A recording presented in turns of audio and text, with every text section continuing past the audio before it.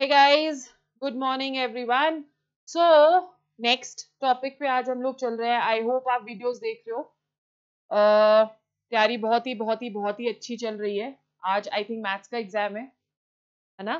So we are going to come up with our chemistry very soon. Prepare very hard, do a lot of questions and read in between the lines of your NCERT. ये आपके last moment के tricks हैं।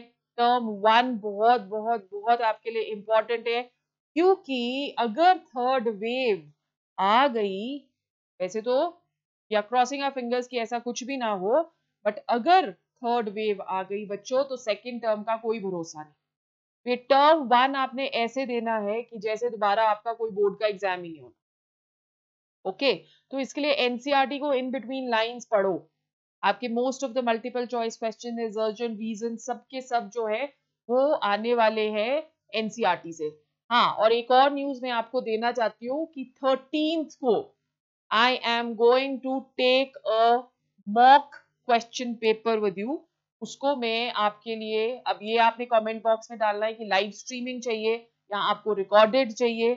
So I will, if you want recorded, it will be uploaded on 13th morning. If you want live streaming, that will be also presented on 13th afternoon.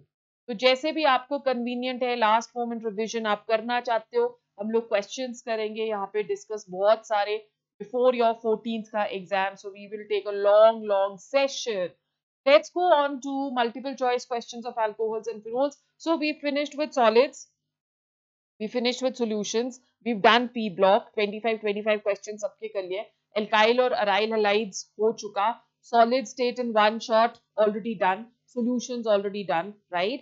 I am going to come up with your next biomolecules के आपके questions रह गए.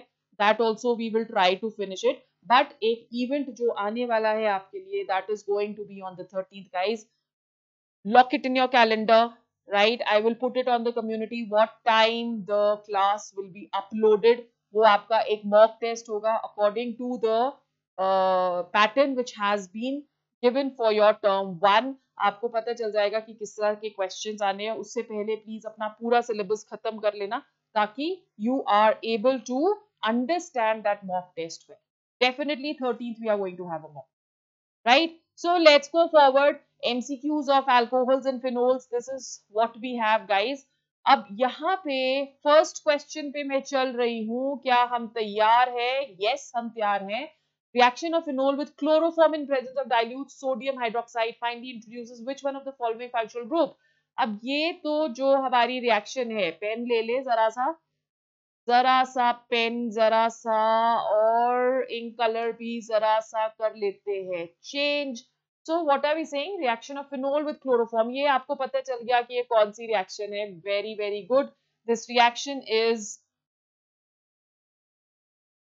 Primer Tiemann reaction. और आपको ये भी पता है कि इसमें बनता क्या है. Final product is salicylidehyde. This is going to be the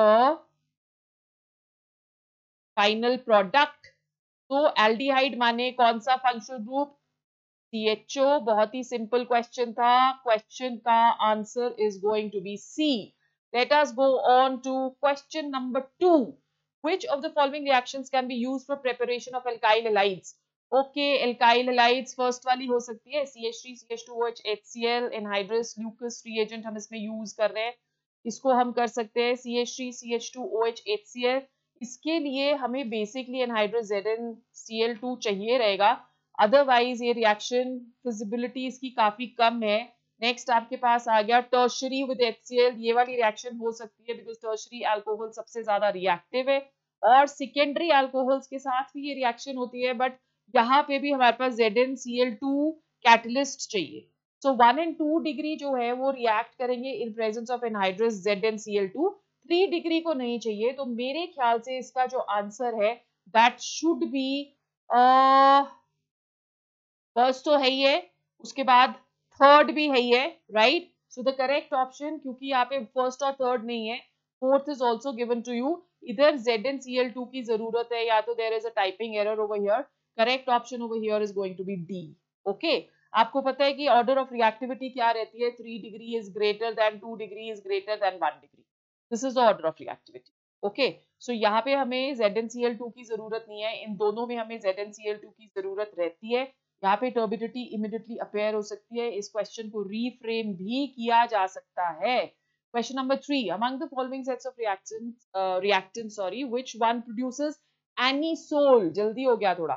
Among the following set of reaction, which one produces anisole? सबसे पहले anisole पता होना चाहिए आपको क्या है. OCH3. This is anisole. ठंड बहुत है ना, इसलिए जरा जुबान लड़खड़ा रही है. ओके, सो एनिसोल OCH3, ये आपके पास एनिसोल आ गया. नाउ यू हैव टू सी कि एनिसोल हमें देगा कौन. ओके, सो अगर आप बी वाली रिएक्शन देख रहे हो तो I think B reaction is going to give us anisole. आपके पास रिएक्शन क्या आ जाएगी, C6H5OH plus NaOH. This is going to give us C6H5ONa और उसके बाद हम एल्काइल हैलाइड के साथ रिएक्ट कर सकते हैं CH3I, which is going to give us C6H5OCH3 plus NaI. This is the reaction. So correct option over here is going to be B. Let us go to question number 3. दिख रहा था आपको पिछली वाली slide में, पीछे हट जाऊं. ओके, तो ये आपके पास आ रहा है C6H5OCH3 plus NaI. This is going to be your reaction. Let's go on to question number 4. Which of the following will not be soluble in sodium hydrogen carbonate? Which of the following will not be soluble in sodium hydrogen carbonate? तो sodium hydrogen carbonate बच्चे क्या है, this is a weak acid. तो जो weak base होगा वो इसमें soluble नहीं रहेगा. तो आपको आइडेंटिफाई करना है कि वीक बेस इसमें कौन सा है. Okay, among all the compounds ortho nitrophenol, यहाँ एसिड कौन सी है, basically this is a weak acid. Okay, so यहाँ पे या आप कह सकते हो कि this is not a weak acid, sorry, this is a weak base. This is going to be a weak base, my mistake. तो यहाँ पे जो आपके पास वीकर एसिड होगा, when NaHCO3, that is going to not react. It will not be soluble. 2,4,6-trinitrophenol is highly acidic. Benzoic acid भी acidic है. ऑर्थोनाइट्रोफिनोल में इंट्रामोलिकुलर हाइड्रोजन बॉन्डिंग हो जाती है, जिसकी वजह से हाइड्रोजन ये वाला इजिली रिमूव नहीं हो सकता. Therefore, this will behave as a weaker acid than HCO3 negative. So ये soluble नहीं हो. Okay, I hope I have made myself clear. Question number 5. Number of isomeric alcohols of molecular formula C6H14O which give positive iodoform test. अब iodoform test कौन देता है, methyl ketones या जिसमें CH3 group present है with the functional group. तो C6H14 जो कि देगा, इसके पहले सबसे पहले स्ट्रक्चर्स देख लें. This is going to be the first structure which we can form is CH3 CH2 CH2 CH2 and CHOH and CH3. So 1 2 3 4 5 and 6. अब इसमें मिथाइल है, so this can give I think two hexanol, right. तो ये दे सकता है. Second जो इसका structure बनेगा, दैट कैन बी CH3 इसका second isomer CH2, CH, CH3, CH, OH and CH3. So here also with the functional group the methyl is present. So this is also going to give us the iodoform test. Third देख लेते हैं. Third हमारे पास है that is CH3. इसी का isomer हमने बनाना है बच्चे. और यहाँ पे भी CH3 ब्रांचिंग हम इंक्रीज कर रहे हैं. CH2, CH, OH and CH3. यहाँ पे भी मिथाइल ग्रुप प्रेजेंट है तो ये भी देगा. उसी तरह से there is another structure. So I will like to take my board. Just give me a second.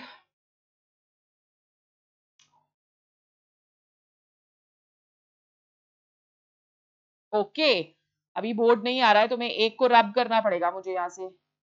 Permission granted, thank you. तो हम लोग इरेजर ले रहे हैं.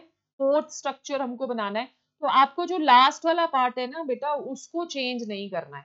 लास्ट पार्ट हमारा सेम ही रहने वाला है. दैट इज हमारे पास CH3 जो है that has to be present. तो यहाँ पे यू विल सी कि जो आइसोमर बनाना है वो फर्स्ट पार्ट से बनाना है.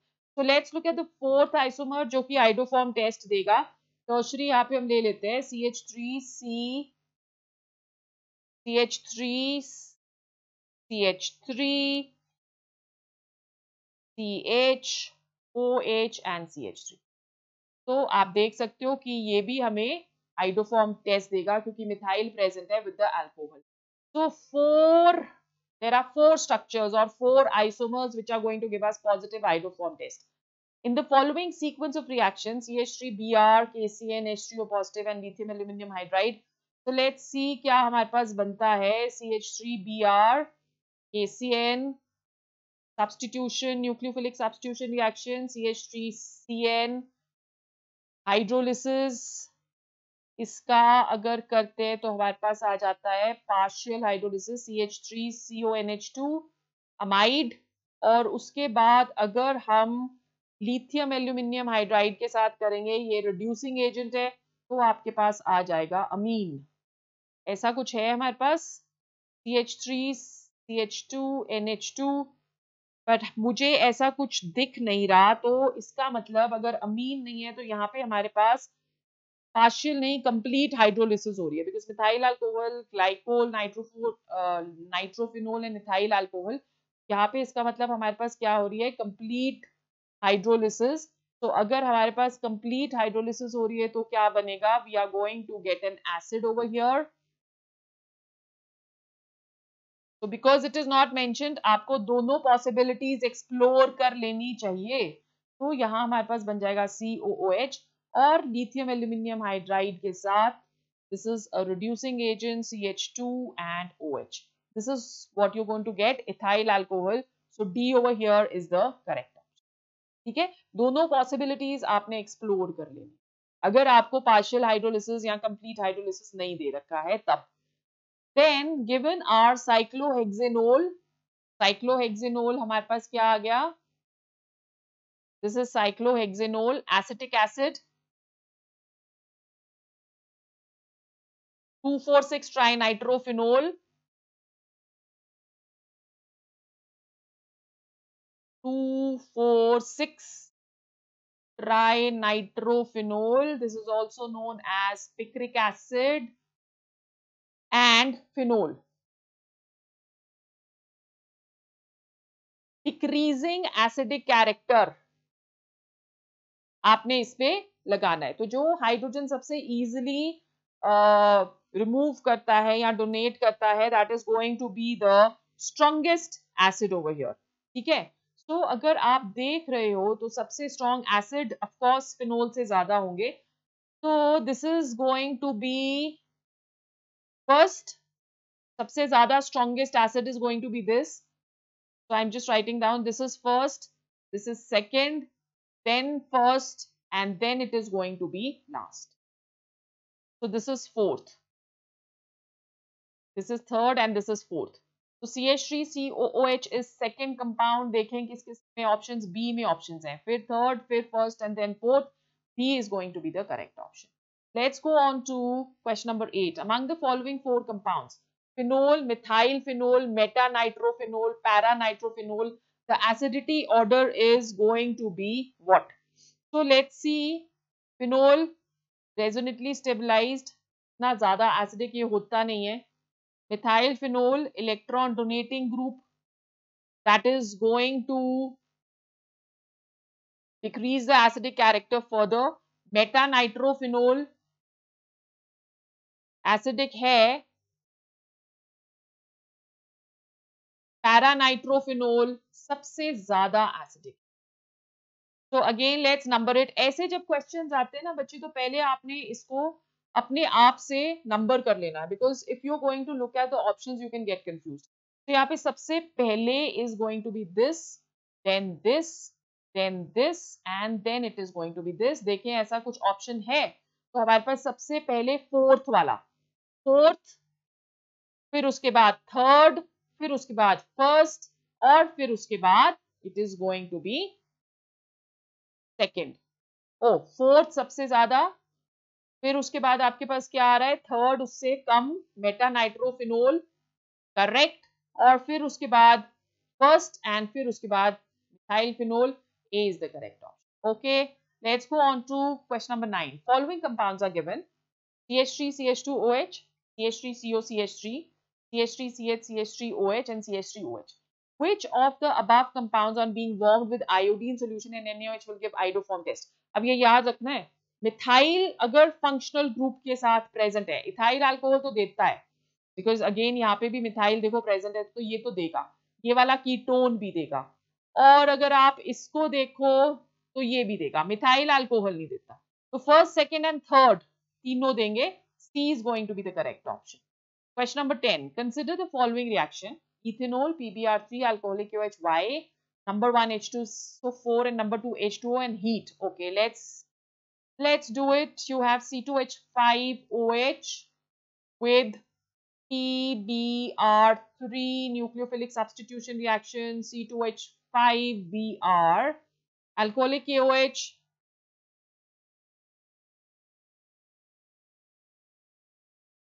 अल्कोहलिक KOH के साथ क्या होगा, elimination reaction, CH2 double bond CH2, और फिर उसके बाद H2SO4 के साथ कर रहे हो आप, और हीट भी कर रहे हो वाटर के साथ,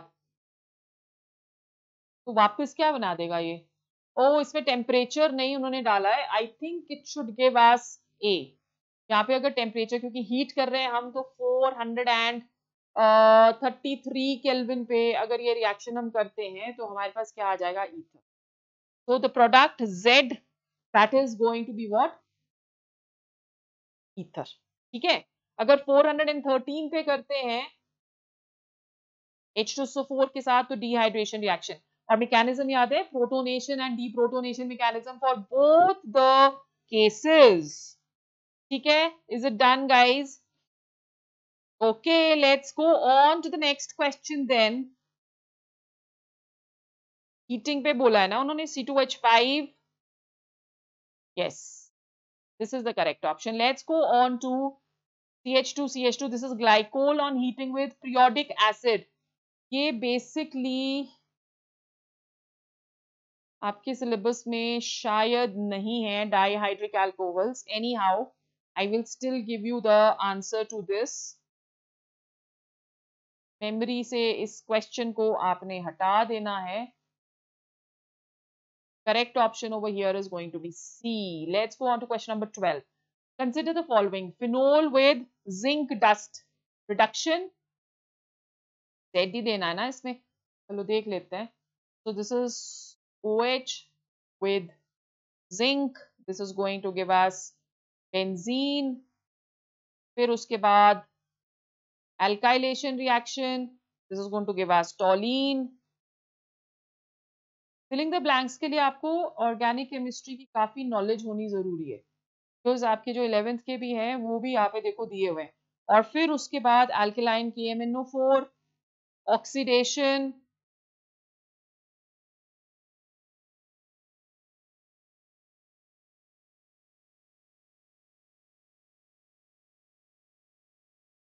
So the correct option over here is going to be benzoic acid. Okay, let's go on to question number 13. The general molecular formula which represents the homologous series of alkanols. Homologous series of alkanols. What is the general formula of alcohols? That is what they are asking. So it is CnH2n plus 2O. A is the correct option. Simple सा question था ये. Question number 14. Ethylene oxide when reacted with Grignard reagent. Ethylene oxide. Ethylene oxide क्या है आपका? CH2O, ठीक है, plus CH3MgBr. ये पूछ रहे हैं हमसे. This is going to give us, यहाँ पे चेन खुल जाती है बच्चे, CH3, CH2, CH2OMgBr, और उसके बाद हाइड्रोलिसिस करना है. हाँ, hydrolysis in presence of H positive. So this is going to give us CH3, CH2, CH2OH. तो बेसिकली दो कार्बन एटम्स ये हो गए. क्या बनता है इसमें? अल्कोहल ही है. तो जितने कार्बन एटम्स एल्काइल हैलाइड में है उसको ऐड करके अल्कोहल बना देना है, पर ये प्राइमरी अल्कोहल बनेगा. ठीक है. So this is going to be the correct option over here is A. Let's go on to question number 15. Which one of the following will not form yellow precipitate on heating with alkaline solution of iodine? देखो CH3 कहाँ पे नहीं है, यहाँ पे तो है, यहाँ पे भी है, ये नहीं देगा. बहुत ही सिंपल, यहाँ पे भी है. सो अगर मिथाइल ग्रुप नहीं है वो नहीं देगा. Iodoform test. N-propyl alcohol and isopropyl alcohol can be chemically distinguished by which reagent? PCl5 reduction oxidation with potassium dichromate and ozonolysis.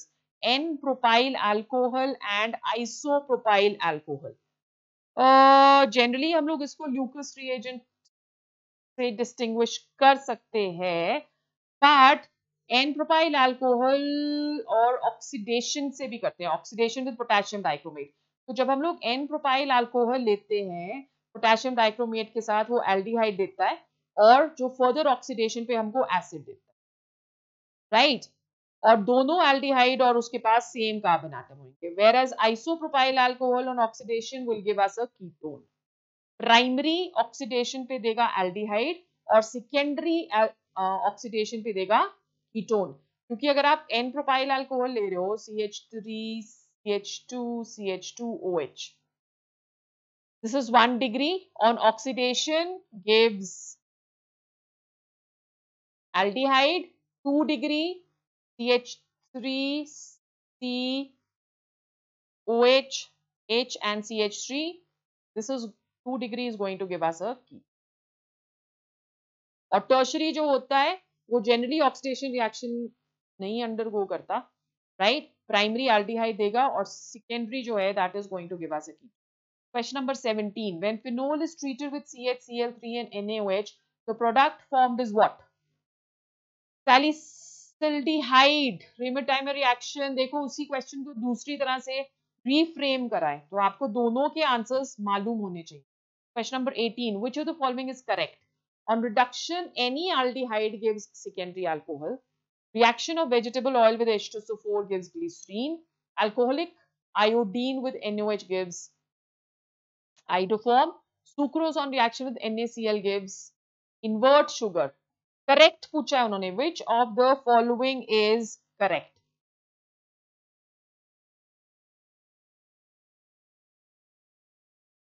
एक बारी फिर से देखो question. Which of the following is correct? On reduction, an aldehyde gives secondary alcohol. नहीं, aldehyde primary alcohol देता है, तो ये तो गलत ही हो गया. Reaction of vegetable oil with H2SO4 will give us glycerine. Alcoholic iodine with NaOH gives iodoform. ये भी गलत है, इसके लिए हमें अल्कोहल की जरूरत है. Elimination से करते हैं. Sucrose on reaction with NaCl gives invert sugar. Sucrose with NaCl gives invert sugar. So this can be the correct option. Let us go to question number 19. Iodoform test is not given by. भाई ये iodoform test तो बहुत बारी आया है, please इसको अच्छे से कर लेना. मैं आपसे 1 सेकंड के लिए मांग रही हूं break.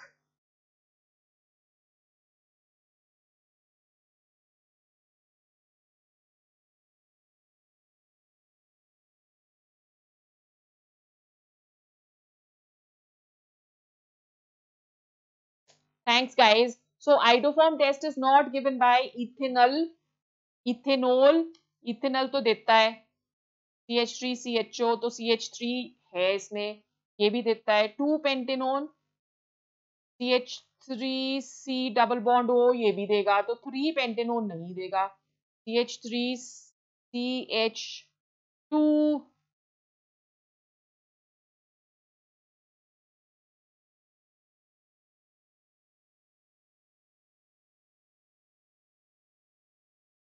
CH3 CH2 C double bond O CH2 CH3.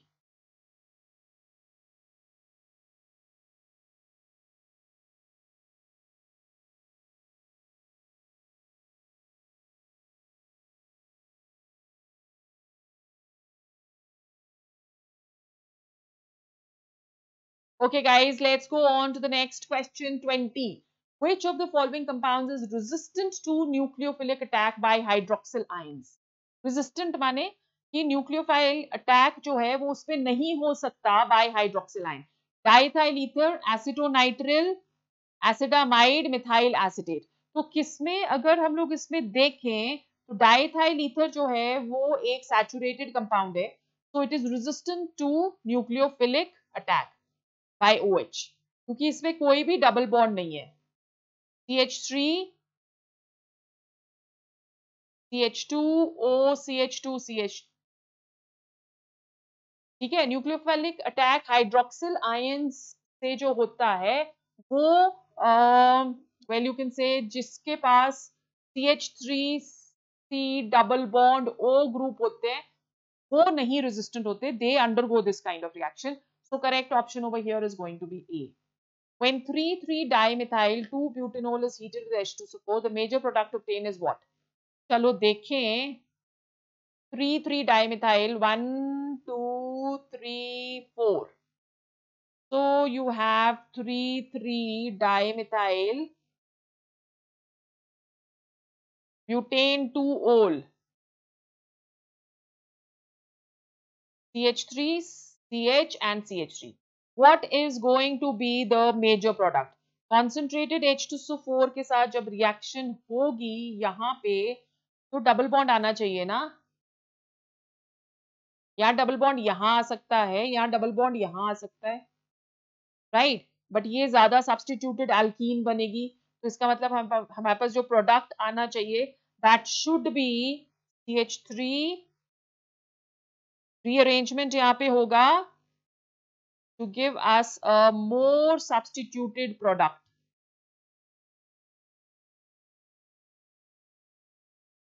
According to the Sedzef rule.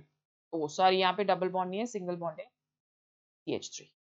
तो करेक्ट ऑप्शन आपके पास क्या आ गया? 2,3-dimethyl butadiene. A is the correct option. Okay, question number 22.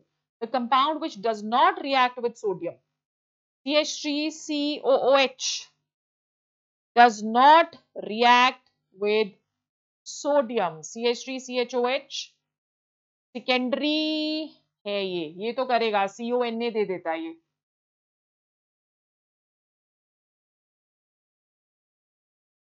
ठीक है। This is secondary, this will not react, ये भी react करेगा, ये भी रिएक्ट करेगा, so the correct option over here is going to be B. Ethanol and dimethyl ether form a pair of functional isomers. Correct. The boiling point of ethanol is higher than that of dimethyl ether. बिल्कुल आंख बंद करके, hydrogen bonding in ethanol, A is going to be the correct option. Increasing order of acid strength among para-methoxyphenol, para-methylphenol and para-nitrophenol. ये ऐसा question हम already कर चुके हैं। पैरानाइट्रोफिनोल सबसे ज्यादा होना चाहिए, पैरानाइट्रोफिनोल एक आपके पास इसमें है, और पैरामिथॉक्सी सबसे कम होना चाहिए। तो आपके पास methoxy C should be the correct option. Okay. Electron donating group जो है वो डिक्रीज करेगा। इंक्रीजिंग ऑर्डर बोला है, देखा, कर दी ना गड़बड़, इंक्रीजिंग ऑर्डर बोला है, और ये जल्दी जल्दी में यही काम मत कर रहा तुम भी। तो correct option is going to be D, यानी डिक्रीजिंग ऑर्डर कर दिया था बच्चे। ऐसी मिस्टेक हम लोग, बड़ी जोर से आंसर आ रहा होता है ना जब, बस ये तो करेक्ट ही होना है, तो तुम जनरली रॉन्ग कर देते हो। तो इसलिए बिल्कुल भी गलती नहीं करनी। अच्छा, बड़ी जोर से आंसर आ भी रहा है तो एक बार देख लेना। Right, so let's go on the last question for today, guys. Which of the following on oxidation gives a ketone? ये तो हमने करा था, सेकेंडरी अल्कोहल कीटोन देता है, प्राइमरी अल्कोहल देता है एल्डिहाइड,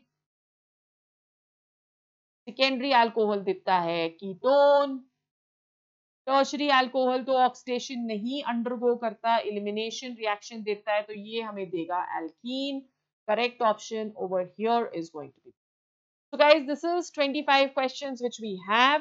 अब अगर और प्रैक्टिस करनी है तो आपको ऐप पे जाना पड़ेगा, ऐप डाउनलोड करो, वहां पे डिस्क्रिप्शन बॉक्स में आपको उसका लिंक दिया है, वहां पे आपके पास मल्टीपल चॉइस क्वेश्चंस और हैं प्रैक्टिस के लिए। आई होप आपने 13 दिसंबर नोट डाउन कर लिया है, और मुझे कमेंट बॉक्स में बताना है कि आपको लाइव स्ट्रीमिंग चाहिए मॉक टेस्ट का या मैं रिकॉर्डिंग डालूं।